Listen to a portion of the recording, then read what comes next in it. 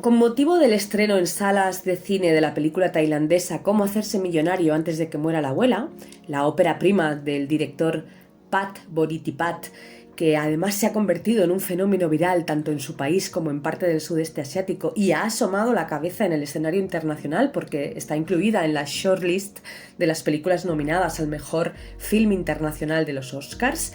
Charlaremos desde Cineasia en este pequeño podcast sobre la llegada del cine tailandés a Occidente.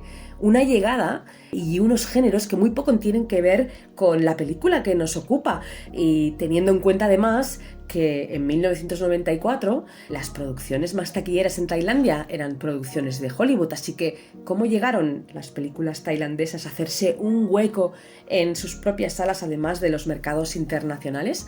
Así que hemos titulado este pequeño podcast ¿Cómo conseguir estrenar una película tailandesa en la cartelera de cine? Y tengo aquí a Enrique Garcelán, que va a charlar conmigo y que nos va a explicar cuáles eran fueron esos antecedentes. Hola, Gloria.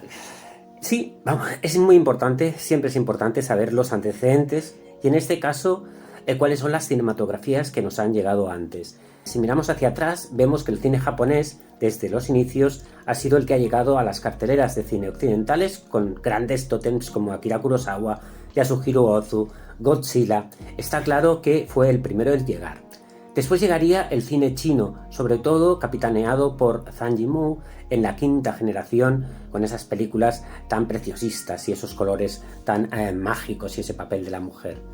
A partir del año 2000 fue Corea del Sur, ese pequeño reino ermitaño que explosionó y esa nueva ola trajo una serie de producciones como All Boy o Primavera, Verano, Otoño e Invierno que se estrenaron tímidamente en los cines españoles. Otra cosa bien distinta es lo que le ha sucedido a cinematografías del sudeste asiático y en concreto a la tailandesa. Podemos decir que en 1997 el cine tailandés estaba en crisis y eso hizo que jóvenes que venían de la televisión como Penek Ratanaroan con Nimitur tuvieran una presencia importante dentro de revitalizar esa cinematografía.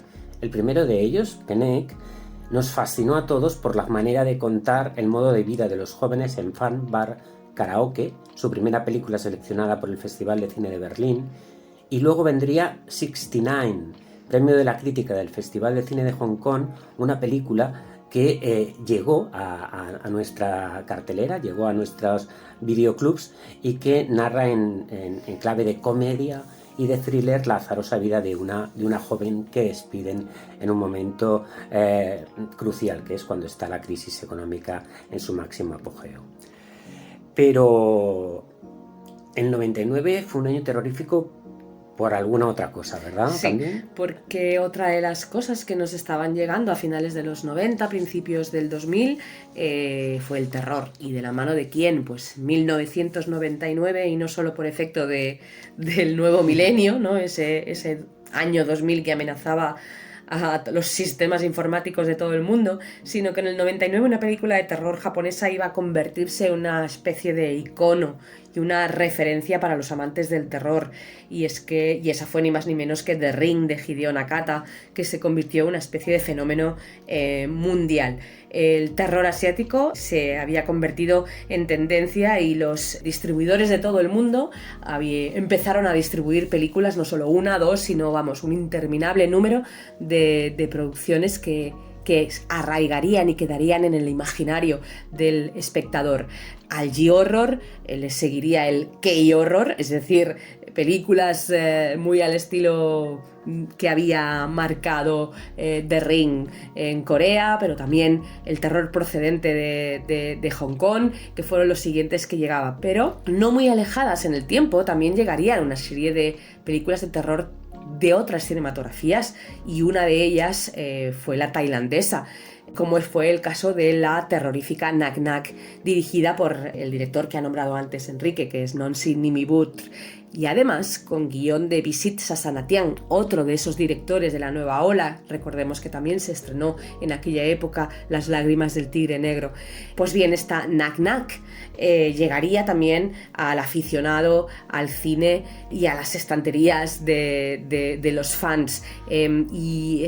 Nak Nak cuenta una de las historias de fantasmas más conocidas y contadas en Tailandia, que es la leyenda de Mae Nak, una mujer que se queda en casa esperando a que su marido regrese de la guerra, y cuando éste vuelve y regresa a ese poblado donde viven y a su casa, una casa que se encuentra sucia y abandonada, va a encontrarse a su mujer.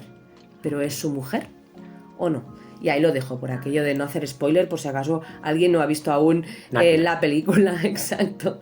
Pero bueno, digamos que el terror se convertía por aquel entonces también en otra de las vías de entradas de ese cine tailandés. Y bueno, pues digamos que las carteleras se inundarían de fantasmas asiáticos, ¿no? Y quizá una de las últimas y de las mejores películas que ha dado esta ola terrorífica, que se estrenaba a mitad de ese milenio, sobre 2006, y fue una película que aquí la distribuyó Isan Entertainment, me acuerdo, algo así, pero que se estrenó en cines y que iba a revolucionar un poco el género, o por lo menos la manera de contarla, porque si no temáticamente, porque va de fantasmas evidentemente, pero sí por su estilo visual, su guión y su dominio del tempo narrativo. Y estamos hablando además ni más ni menos que Shutter. Los directores Banjon Pisatanakun y Pampon Wompon utilizaron la captura de imágenes de espíritus en un doble sentido: por un lado narrativo, para desarrollar la trama central del film, y por otro lado de estilo, con una puesta en escena basada en ese posible fenómeno paranormal, ¿no? De que pudiera ser que fotografíes fantasmas, ¿no? En fin, después de que nos llegara el fenómeno de The Eye con los hermanos Punk, Shooter dejó un pozo de terror, de horror entre los espectadores, porque nada más y nada menos que cerca de 100.000 espectadores acudieron a las salas de cine españolas a ver esta película. Pero creo que ahí no acaba todo, ¿no? Porque después del terror, ¿qué vendría, Enrique? Bueno, después del terror viene un género que es uno de los géneros más amados por los aficionados, sobre todo al cine asiático, que es la acción. Y es un género que hemos de tener en cuenta que pocas veces el cine de acción o de artes marciales había causado tanto alboroto por una película que llegaba, que era nueva, que no sabíamos qué iba a acontecer, que se llamaba On Back. On Back, una producción tailandesa de 2003, que si bien hemos de decir que existen ya nombres de oro dentro del cine de acción como Bruce Lee, Gordon Liu, Jackie Chan, Jet Li, Donnie Yen, pero todavía no habíamos visto a un joven atlético que ya nos llegaba desde Tailandia. Porque On Back nos daba una acción real, así tal cual como suena, gracias sobre todo al director de acción y el director de la película, Pana Ritrikai, que reproducía los movimientos del Muay Thai, que es el arte marcial procedente de Tailandia, y para ello contaba con un atleta, un gimnasta, un acróbata, un luchador que se ganó por su sobre todo simpatía pues a todos los espectadores. Este es Tony Jaa que vino a España a promocionar la película, estuvo durante la promoción del preestreno y luego pasó por alguno de los programas en televisión. Y empezó a hacer películas de este tipo, como puede ser Thai Dragon en 2005. La acción se convirtió, o ya tenía un nombre, y un nombre que era nombre tailandés. Pero no solo hay acción, no solo hay terror, sino que también en Tailandia existe el cine de autor, y ese tiene un nombre por excelencia, porque si tenemos que nombrar un director de culto, un director de culto que no solamente se quedó en eso hace 20 años, ¿no? A principios de los milenios, sino que ha seguido estrenando películas en Occidente, ha seguido yendo a los festivales internacionales. Ese no es otro, indudable, que es el de Apichatpong Veerasatakul, o AW o Joe para los amigos, que se convertiría en un cineasta de culto. Si bien sus películas anteriores ya habían triunfado, se habían paseado por festivales internacionales, digamos que la explosión internacional, y sobre todo en nuestro país, fue cuando además Luis Miñarro le produjo una película que se llamaba El tío Gumi recuerda sus vidas pasadas. Eso fue en 2010, que además se alzaba, para sorpresa de muchos, con la Palma de Oro en Cannes, película que también tuvo su paso por el Festival de Sitges y que contamos con la presencia de tanto productor como actor para presentar la película. Es una película que explora en clave de cine fantástico los últimos días de vida de un hombre, que es el título, el tío Gumi, que se recluye en el campo para morir allí, para pasar los últimos días, y se recluye allí al lado de familiares que hace llegar, amigos, pero que también se rodea de el fantasma de su mujer y de otros miembros de la familia que se han como mimetizado con la naturaleza, tanto vegetal como animal. En fin, el de Apichatpong Veerasatakul es un cine que está entre fronteras, entre las fronteras de lo real, de lo imaginado, en las fronteras del fantástico, de los sueños. Es un cine que además se disfruta y se vive de manera muy, muy subjetiva, dependiendo de cada espectador. Muchos dicen que el cine de Apichatpong tendría que verse en un museo, ¿no? Incluso él mismo habla de que su cine, o de que el cine en general, es un viaje, ¿no? Y en un viaje hay momentos en los que te duermes mientras vas viendo pasar el paisaje, como le ocurre a muchos espectadores cuando a veces ven el cine de Apichatpong, ¿no? Pero que a él ya le va bien, dice que es una experiencia diferente, ¿no? Cuando te despiertas de ese sueño y continúas viendo la película, ¿no? Digamos que la narrativa de Apichatpong, fragmentada como su memoria y sus recuerdos, viaja en el interior de sus películas, entra y sale de ellas sin reparos, sin barreras que limiten sus pasos. El cine de Apichatpong probablemente no va a congregar multitudes de fandom ni de gente, pero sí que ha servido para posicionar el cine tailandés dentro de la órbita internacional. Recordemos que aquí la última película tailandesa que se ha estrenado precisamente es de Apichatpong Veerasatakul, y que fue Memoria en el año 2020, ¿no? Pero tenemos más cosas, y es lo que nos ofrece esta nueva película, cómo hacerse millonario antes de que se muera la abuela.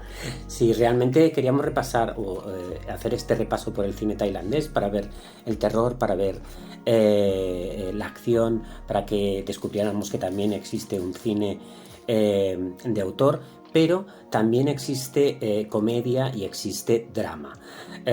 No todo el cine asiático es un cine contemplativo, sino que una distribuidora y productora, GDH, es el nombre con el que se conoce a esta joven productora de cine, que tiene un catálogo en el que podemos encontrar los títulos más populares de la última década que se han realizado en Tailandia. GDH nació en 2003 de la unión de 3 compañías: GMM Grammy, el conglomerado mediático más poderoso del país, y las productoras cinematográficas Thai Entertainment y Hub Ho Hin Minh Film. Tras una colaboración, decidieron unir sus esfuerzos para conseguir películas que calaran en el espectador. La primera de ellas fue My Girl, que era una película sobre la amistad infantil, dirigido por 6 nuevos directores, algo que se convertiría en marca de la casa.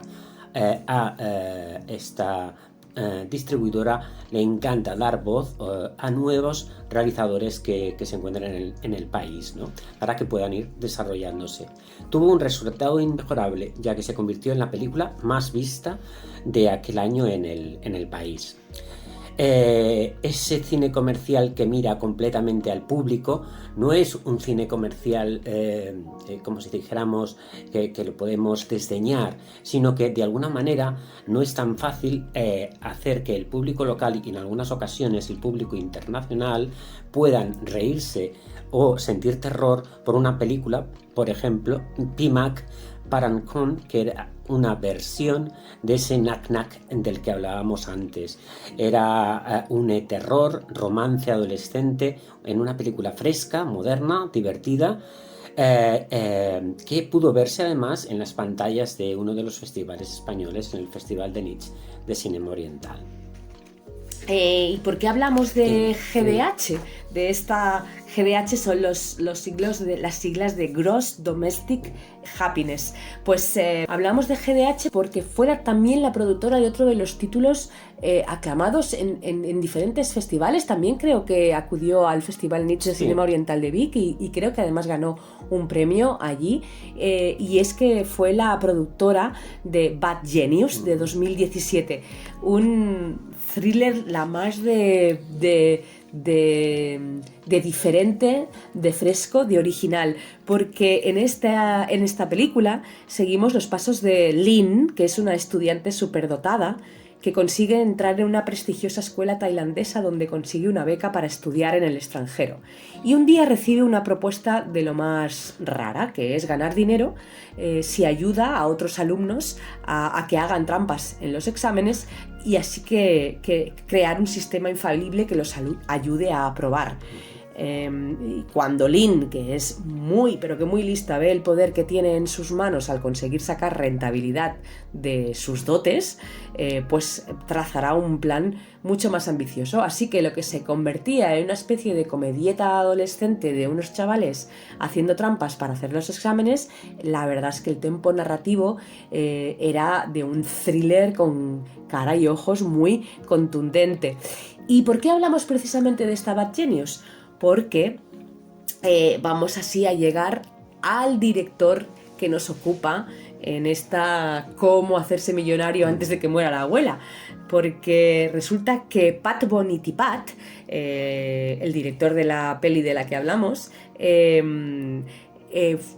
hizo su primera colaboración con la productora GDH, fue precisamente la serie que fue la secuela de la película Bad Genius, que se llama Bad Genius de serie, es decir, la serie, en 2020. Así que ahí tenemos esa conexión entre esta productora y entre el director, un director que se estrena haciendo una serie y que ahora se va a estrenar en el cine haciendo su primera película, es decir, produciendo la primera película para GDH, ¿no? Algo que es fundamental o una de las señas de identidad de la compañía.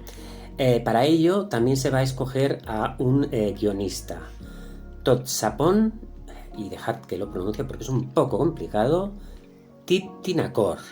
Pues bien, este guionista, a partir de algunas de sus experiencias vitales, a partir de parte de narrativa que tenía ya en la recámara, va a realizar un guión que realmente es un guión bastante triste, bastante dramático, bastante complicado.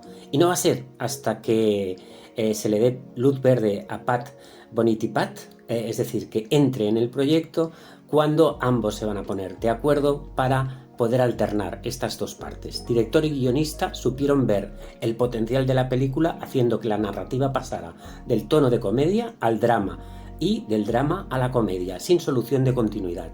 Eso hizo que la película funcionara a las mil maravillas. Otra clave fundamental y lo veréis cuando estéis delante de la película, es la elección de los actores protagonistas, el casting. Por un lado teníamos a un debutante que era un modelo y cantante, Putipon Asarantanakul, que interpretaba al nieto de esta abuela, se llama Usha, y que realmente cuando se unieron los dos fue como cuando nace esa química que sabes que va a funcionar una escena. La primera escena de la película, por no destriparos nada, simplemente deciros que bueno, van a ese... es un día familiar, es el Día de los Muertos, van a visitar la tumba de unos familiares fallecidos, donde se les pone comida, donde se les engalana toda esa tumba, y el chaval recibe la función de esparcir flores, ¿no? Pero lo que hace es como si empezara a tirar confeti, ¿no? O sea, lo hace desganado. La abuela le riñe, se sube al montículo que está allí, y antes de que ella empiece a despachar las flores o a depositar las flores, bueno, se cae, y ahí es donde empezará la comedia dramática. Deciros que los actores tampoco lo tuvieron fácil, ya que... ambos eran debutantes, además. Claro, y uno tuvo que pasar por clases de actuación, era parte de la obligación por parte de la película, y por otro lado Usha era una mujer mayor, y eso hace que el ritmo de la película, el ritmo de la producción se vaya con ella, y esto es interesante porque vamos a ver ese ritmo también paulatino y lento a la hora de verla y a la hora de ese desarrollo. O sea que el rodaje tuvo que ir parándose y adecuándose a que la pobre... Claro, se repusiera de todas las... Bueno, pues a veces había alguna carrera, pero en algunas ocasiones había que cargar algún colchón. Pero lo bueno de todo es que las escenas entre ambos funcionaron a la primera toma. Es decir, sí que fue lento el proceso, pero cuando se pusieron, se pusieron. Y eso, bueno, lo veréis en la pantalla. Y la trama es, vamos, no la hemos hablado, pero sí, es lo más... Bueno, la trama es sencilla, ¿no? Hemos dicho que la abuela se cae de ese montículo, eso lo vais a ver en la primera secuencia de la película, y evidentemente se la llevan al hospital pitando, y en las pruebas del hospital evidentemente van a descubrir algo, ¿no? Van a descubrir que la abuela pues no está muy bien y tiene una enfermedad, ¿vale? Una enfermedad importante. Así es que el nieto es un vamos a decir, es un nini aquí, ¿vale? ni trabaja, ni estudia, ni hace nada, ¿no? Y está con los videojuegos. Y está con los videojuegos y con sus pantallas. Bueno, en un momento dado se le pasa por la cabeza, y sobre todo porque tiene una amiga que se dedica a cuidar a señores mayores, ¿no? Pues que puede ganar un dinerito, ¿no? Si va a cuidar a la abuela, y quizá, pues a lo mejor la abuela le deje algo de herencia, ¿no? Además es divertido, ¿verdad? La secuencia en la que él está allí y ve que la abuela, bueno, está acompañándola, y ve que la abuela está preparando comida, y dice, abuela, pero abuela, ¿qué estás haciendo? Si hoy es domingo. Dice, bueno, claro, si vinieras te darías cuenta de que los domingos viene toda la gente, todos los hijos. Todas las familias. O sea, vienen tus tíos, viene tu madre a verme, pero claro, como tú nunca vienes a verme. Exacto. Sí, esa alternancia entre comedia y drama es muy divertida. Bueno, digamos que ahí se van a producir una serie de momentos en los que vamos a ver las dinámicas familiares, es decir, esa abuela que tiene 3 hijos, ¿no? Que son los 2 de ellos son los tíos de ese nieto, ¿no? Y vamos a ver cómo se desarrollan las relaciones entre ellos, quién tiene más interés, a quién cuida más la madre, a quién no tanto, el por qué, o siempre es a quién quieres más, ¿no? Bueno, nos vamos a sentir realmente muy identificados y muy cercanos a esta historia. Además, que la historia es como muy verídica, muy real, en el sentido que la película fue rodada en un distrito a las afueras de Bangkok que se llama Talat Tlu, que precisamente es el distrito al que le llaman el Chinatown, porque hay muchísima población inmigrante procedente de las zonas de Guangzhou y de Guangdong, perdón, y de Cantón de China. Es decir, ahí vive la población chino-tailandesa, que es una comunidad que se la conoce como el Teochew, que además es el dialecto que hablan, así que además de escuchar tailandés vais a ver que en algún momento la abuela, que además intenta enseñarle el dialecto a su nieto, pues vamos a oír hablar esa especie de chino o es este dialecto, ¿no? Y sobre todo lo interesante es que vamos a ver muchas conexiones porque hay temas universales que tocan en la película, ¿no? Uno de los temas que también vemos en muchas producciones asiáticas y es ese pasado confuciano de respeto a los mayores y de devoción a los ancestros, ¿no? Bueno, pues vamos a ver cómo esa brecha entre la modernidad y las tradiciones ocurre cuando vamos, evidentemente, vamos a ver a ese nieto que, yo qué sé, que está alrededor de los 20 años, compartiendo con su abuela y que no entiende la mitad de las cosas que la abuela hace, ¿no? Es decir, que esas tradiciones que se van perdiendo, ¿no? Esas reuniones familiares, esas, tradiciones que se van dejando atrás por parte de esa juventud que nace de una forma totalmente distinta, ¿no? Y que ya no siente esa necesidad ni ese valor o ese respeto, ¿no? Otra cosa que vamos a ver en la película interesante, aunque no se profundiza, quizá ahí hubiera profundizado yo un poquito más, pero también está muy bien, es los roles de género, ¿no? Os hemos dicho que la abuela en la primera de cambio, ¿no? Al principio de la película la llevan al hospital, ¿no? Pues os imagináis quién acaba quedándose en el hospital con la abuela, pues es la hija, evidentemente. Digamos que los hermanos van poniendo sus excusas, incluso el nieto pone una excusa y quien se queda en el hospital cuidándola es esa hija, ¿no? Y otro de los temas interesantes que no solamente trata esta película porque sea tailandesa, sino que lo hemos visto ya en películas japonesas como por ejemplo Cien Flores o Plan 75, y es ¿qué hacemos con los mayores, ¿no? Es decir, las poblaciones envejecidas. Tailandia, comentaba Enrique, comentábamos al principio que es el segundo país en Asia con la población más envejecida, ¿no? Y hay que tener en cuenta que en Tailandia los mayores no reciben una pensión como tenemos aquí, sino que tienen que estar, su cuidado está a cargo de los hijos o de los nietos, ¿no? De ahí que vemos a nuestra abuela que cada mañana se levanta a las 4 o las 5 de la mañana para preparar su congee, que es una sopa de gachas de arroz, una sopa espesa, y se la va a vender al mercado cada día para sacarse su dinerito, ¿no? Pues bien, ese cuidado que hacemos con los mayores, el cuidado de los mayores, ¿no? Pues es también otro de los temas interesantes de la peli.